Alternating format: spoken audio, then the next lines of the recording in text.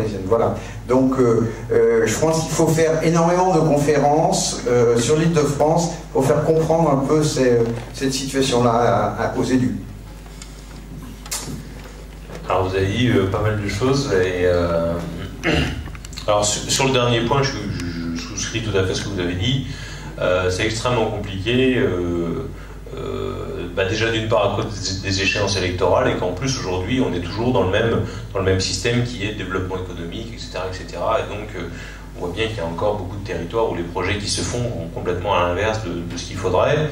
Et en général on voit ce qui se passe à Notre-Dame-des-Landes, hein, donc voilà, tous les gens qui s'opposent à ce type de projet-là, on les fait passer pour, je sais pas quoi, moi, des marginaux, alors qu'en fait, voilà, moi-même j'ai fait un article de blog qui dit mon soutien aux opposants à Notre-Dame-des-Landes, etc. Donc c'est très compliqué en fait à la fois cette marginalisation de ceux qui s'opposent au développement économique, parce qu'en plus aujourd'hui on est en crise, donc du coup, voilà, ceux qui s'opposent au développement économique, c'est des anti-progrès, etc. etc. Donc, c'est effectivement très très compliqué, et en même temps je me rends compte que c'est vrai que cette conférence-là, elle est tellement verrouillée, tellement blindée pour fermer un petit peu toutes les petites trappes qu'on peut avoir à droite à gauche, que ça arrive quasiment jamais qu'à la fin quelqu'un me dise mais monsieur vous avez tout faux, c'est faux tout ce que vous nous avez dit, c'est même jamais arrivé. Et donc du coup c'est vrai que voilà, c'est compliqué de réussir à convaincre des gens qui en plus sont entre le marteau et l'enclume, les électeurs, les machins, les niveaux du dessus. Voilà. Après, concernant l'histoire de l'offre, alors c'est une question extrêmement complexe. Parce que certes, les pays producteurs ont intérêt à entretenir la rareté. En même temps, si c'est trop rare et trop cher, ils cassent la demande. Et donc on voit bien ce qui se passe, hein, avec un prix du baril à plus de 100 $, eh bien, les économies rentrent en récession et à partir de là, la demande baisse. Sauf que les pays producteurs se sont développés à un tel rythme, en fait, c'est-à-dire que c'est des économies rentières pour la plupart, c'est-dire qu'ils ne vivent quasiment que des rentrées d'argent liées au pétrole, et donc, eh bien, ils construisent, on voit bien ce qui se passe à Dubaï, etc. Ce qu'ils accumulent comme argent, c'est pas pour faire des éoliennes et des panneaux solaires, hein, c'est pour avoir des gros 4x4, faire des pistes de ski dans le désert, des trucs comme ça. Et donc, en fait, ces économies-là ont besoin de plus en plus d'argent, parce qu'en plus, il y a une démographie galopante, et donc il y a une demande d'argent toujours plus importante. Et donc, eh bien, ces pays ont besoin d'un prix du pétrole élevé, ne peuvent pas se permettre de casser la demande, et c'est un jeu extrêmement fin de réussir à ce que le pétrole soit suffisamment cher, mais pas trop cher pour pas casser la demande. Et là, on voit ce qui s'est passé très récemment, justement, c'est que le prix du pétrole baissait. On est tombé à peu près à 80 $. L'Arabie Saoudite est passée de 10 millions de barils jour à 9 millions de barils jour. Parce qu'ils se sont dit, oulala, c'est la crise, ça descend trop, bientôt je ne vais plus avoir assez d'argent. Donc à partir de là, on baisse la production et les prix vont remonter. Et effectivement, les prix remontent. Vous avez vu, là, ces derniers jours, le prix du pétrole remonte. Et donc c'est un jeu permanent avec ça. Sauf que pour l'instant, ils arrivent à jouer. C'est-à-dire que pour l'instant, on est encore sur un plateau où on a l'économie qui demande à peu près ce que peut nous offrir ce que peuvent nous offrir les producteurs. Mais aujourd'hui, il n'y a que l'Arabie Saoudite qui est capable de faire ça, en fait, et de jouer avec ça. Tous les autres pays, en fait, ils n'ont pas du tout cette capacité à diminuer, augmenter, diminuer, augmenter. Et il n'y a que l'Arabie Saoudite, depuis très longtemps d'ailleurs, qui a cette capacité. Donc, voilà, entretenir la rareté, c'est quelque chose qui est vrai, qui est nécessaire pour permettre à ces économies de fonctionner, mais qui a ses limites. C'est-à-dire qu'ils ne pourront pas non plus faire trop rare. Et ce qui s'est passé en 2008, eh bien, c'était la démonstration de cela, c'est-à-dire que malgré le fait que le prix explose, eh bien, ils n'ont pas été capables physiquement d'en donner plus que ça. Voilà. Donc ça, tout ça, c'est un petit jeu très, très fin, mais qui est assez intéressant. Moi, je suis déjà venue l'année dernière, et j'espère revenir l'année prochaine, parce que c'est encore plus passionnant que l'année dernière. Puis j'espère que je vais tout faire pour que vous veniez dans notre ville avant 3 mois. Voilà, nous on habite à Vichy. Je voulais dire aussi que c'est vrai que si on regarde la Chine, tout ça, ou même les gens autour de nous. Bon, on a envie de se coucher parce qu'on se dit il n'y a rien à faire pour bouger tout ce monde-là, on n'y arrivera jamais. Hein. Mais d'abord, je pense que les choses doivent partir du bas, il y a comme ça que ça peut marcher.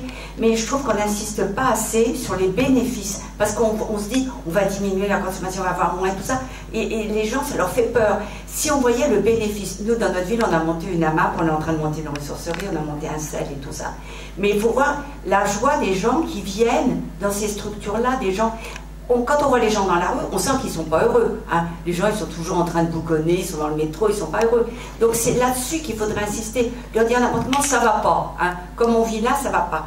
Donc il faut prendre le pari de changer, parce qu'on ne peut pas avoir pire, donc on peut avoir que mieux.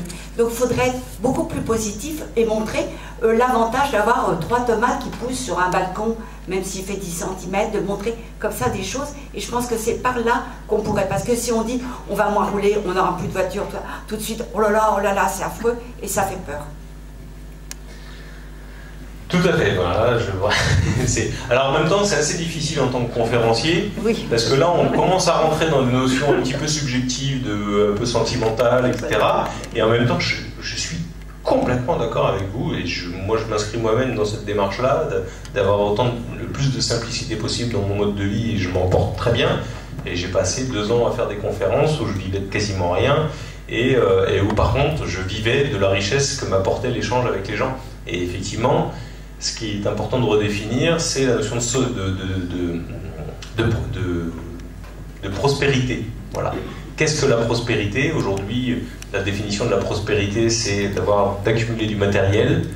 Et donc, il faudrait probablement qu'on ait une réflexion ensemble sur c'est quoi la prospérité, qu'est-ce que l'on doit... quels doivent être nos objectifs, quoi. Et aujourd'hui, voilà, il faudrait redéfinir cette notion-là. Pour ceux que ce thème intéresse, je vous invite à lire le livre de Tim Jackson, économiste, qui a écrit Une prospérité sans croissance. Et c'est un livre très très bien fait, et où justement il passe par cette redéfinition de la prospérité pour voir, voilà, il faut qu'on se fixe des nouveaux objectifs, parce qu'on ne pourra pas continuer la croissance, mais par contre on peut quand même viser un certain nombre de choses. Il se trouve que dans certains pays, la croissance économique est nécessaire parce qu'ils sont dans la pauvreté la plus totale et que le peu d'énergie supplémentaire qu'ils vont pouvoir consommer va leur apporter un confort considérable et leur apporter beaucoup de bonheur. Et dans nos pays, tout ce qu'on consomme en plus, ça ne nous apporte rien de plus.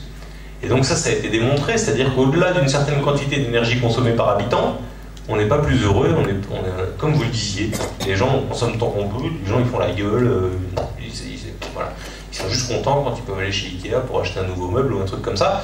Et donc ça c'est ça qui est terrible. Hein. Enfin moi je vois chez moi, ils ont prévu d'ouvrir un Ikea à côté d'Orléans là. Il y a eu un truc là sur le forum de l'Aglo là, quand ils ont annoncé ce truc là, il y a eu un forum, les gens ils sont là. Ah, c'est du bonheur et tout, trop bien, on ne plus être obligé d'aller jusqu'à Tours pour aller acheter des meubles, c'est génial. Et vraiment le bonheur des gens de se dire on va avoir un grand magasin à côté de chez nous, quoi. Et ça je trouve ça assez fascinant, et c'est là où justement on voit à quel point cette notion de prospérité, de richesse, elle a été complètement falsifiée, et il faut la redéfinir, quoi. Donc ça, j'ai hâte. Alors voilà, après c'est un peu difficile dans les conférences. Si j'ai affaire à des gens qui ne sont pas dans cet esprit-là, qui découvrent le sujet complètement, et que je commence à leur parler de, vous savez, le bonheur d'avoir 3 petites tomates qui poussent sur votre balcon, et même si c'est vrai, en même temps, il ne faut pas que je passe pour un beatnik non plus, ou pour un babacool ou je ne sais trop quoi, mais l'idée c'est de garder quand même aussi cette crédibilité de l'ingénieur qui est là pour expliquer aussi les choses. Mais je suis absolument persuadé qu'effectivement, dans la sobriété, on peut trouver beaucoup de bonheur.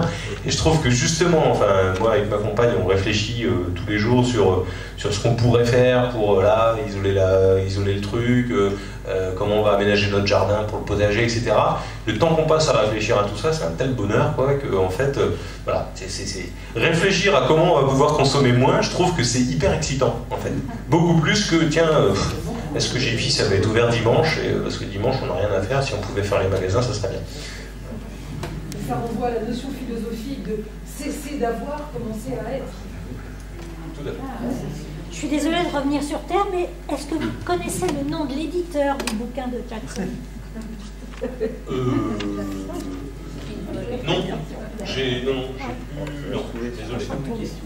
Je pense que si vous tapez sur Internet Tim Jackson, prospérité sans croissance, vous trouverez très facile. Et si possible, pas l'acheter sur Amazon. Vous prenez la référence sur Amazon et vous allez voir le libraire de votre quartier et puis vous lui demandez de vous l'acheter. Il est 21h34. C'est vrai? Oui. Ou Bigre. Oui, une dernière question? Après, c'est fini. Voilà. Monsieur, vous n'avez pas la parole. J'ai un terrain d'environ 100 mètres carrés que je ne sais pas tenir en potager. Si quelqu'un peut participer ou vient m'apprendre, très volontiers. Vous nous laisserez votre adresse et puis on transmettra. Quelle a été la réaction? Vous êtes intervenu auprès des députés européens. Quelle a été leur réaction et y a-t-il eu des conséquences? Alors c'était un colloque au Parlement européen, mais où les parlementaires n'étaient pas obligés de venir. Donc il y avait plus de public extérieur que de parlementaires. Hein. J'avais fait aussi un colloque à l'Assemblée nationale. Sur 200 personnes, il y avait 7 parlementaires. Bon. Donc ça c'est un peu le problème, c'est qu'il y a un désintérêt total, simplement parce que quand on commence à mettre un doigt dans l'engrenage, on n'a plus aucune excuse pour ne rien faire. Et donc ils préfèrent ne pas s'intéresser au problème plutôt que de s'y intéresser, après d'être obligé d'en répondre. Et donc voilà, donc aujourd'hui il n'y a pas eu de conséquences. Par contre, peut-être qu'il y en aura, puisque cette étude a été imprimée à 1500 exemplaires, qu'elle a été distribuée à tous les députés européens, aux députés français, et donc on va voir ce que ça va donner. Pour l'instant c'est quand même tout frais, hein. Ça a été distribué en décembre 2012, donc du coup voilà, c'est très très récent. Voilà. Merci. Merci.